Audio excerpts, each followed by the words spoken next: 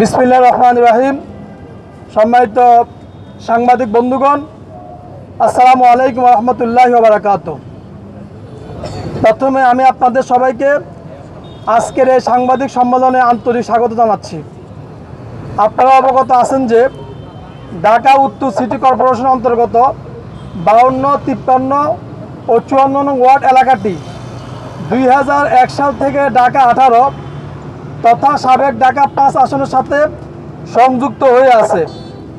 অত্র এলাকার মানুষের জমিজমা থেকে শুরু করে সকল নাগরিক সুযোগ সুবিধা ঢাকা 18 আসনের সাথে সম্পৃক্ত।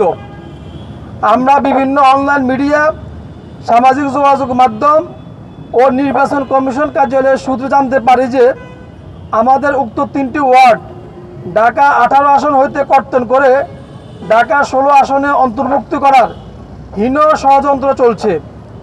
আপনারা অবগত আছেন যে নির্বাচন কমিশন কর্তৃক 300 আসনের মধ্যে 39টা আসনের নতুন করে সীমানা নির্ধারণের গ্যাজেট প্রকাশ করে, যার মধ্যে ঢাকা 18 আসন ছিল না।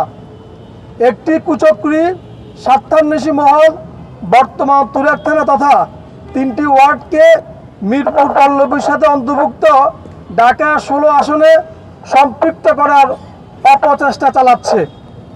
প্রিয় সাংবাদিক ভাইরা, এমত অবস্থা আমরা ঢাকা উত্তর সিটি কর্পোরেশন অন্তর্গত 52, 53 ও 54 ওয়ার্ডের বাসিন্দারা এই হীন ষড়যন্ত্রের বিরুদ্ধে তীব্র ক্ষোভ ও প্রতিক্রিয়া প্রকাশ করছি।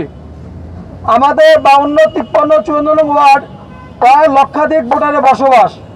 অত্র ওয়ার্ড সমূহের বাসিন্দাদের নাগরিক সকল কার্যক্রম, যাতায়াত ব্যবস্থা সহ সব কিছু ঢাকা আসনের সাথে সংযুক্ত, ঢাকা 18 আসনের সাথে সংযুক্ত। আমরা ঢাকা আসনের বাসিন্দারা সুখে দুঃখে একে অপরের সাথে ভ্রাতৃত্বের বন্ধনে মিলেমিশে বসবাস করছি। আমরা আমাদের নাগরিক সকল কাজের সুবিধার্থে এবং ভ্রাতৃত্বের বন্ধন অটুট রাখতে ঢাকা 18 আসনে আছি এবং থাকতে চাই। 2024 সালে মহান গণ অভ্যুত্থানে উত্তরা ছিল একটি অন্যতম কেন্দ্রবিন্দু। সে ঐতিহাসিক আন্দোলনের অবচ্ছেদ্য অংশ ছিল সাহসী তুরাগবাসী। শহীদের সূচনা তুরাগ থেকে শুরু হয়। সুতরাং তুরাগ থানা ঐতিহাসিকভাবেই বৃহত্তর উত্তরার অবচ্ছেদ্য অংশীদার। অথচ একটি চক্র অপরাজনৈতিক স্বার্থে উত্তরায় জমি দখল, চাঁদাবাজি ও আধিপত্য বিস্তারের উদ্দেশ্যে তুরাগ থানাকে উত্তরা থেকে বিচ্ছিন্ন করার ষড়যন্ত্রে লিপ্ত হয়েছে।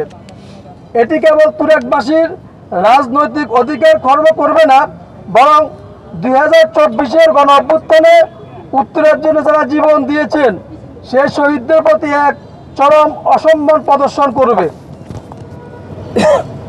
ঢাকা 18 থেকে বিচ্ছিন্ন হয়ে ঢাকা 16-তে গেলে যেসব অসুবিধা হবে: নাম্বার 1, আঞ্চলিক স্বাতন্ত্র্য নষ্ট হবে।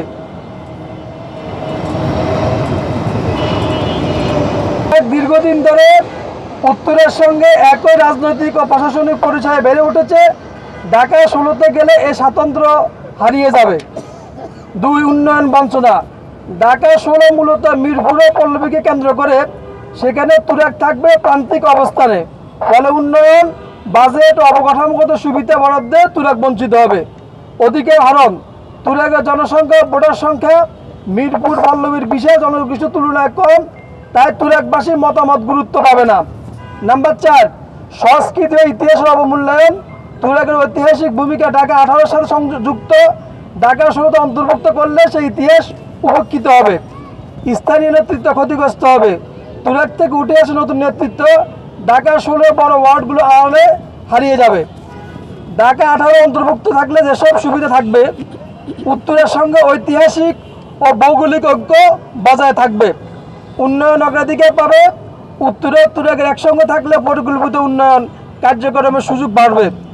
রাজনৈতিক অধিকার সংরক্ষিত হবে। ভোটের ভারসাম্য বজায় থাকে।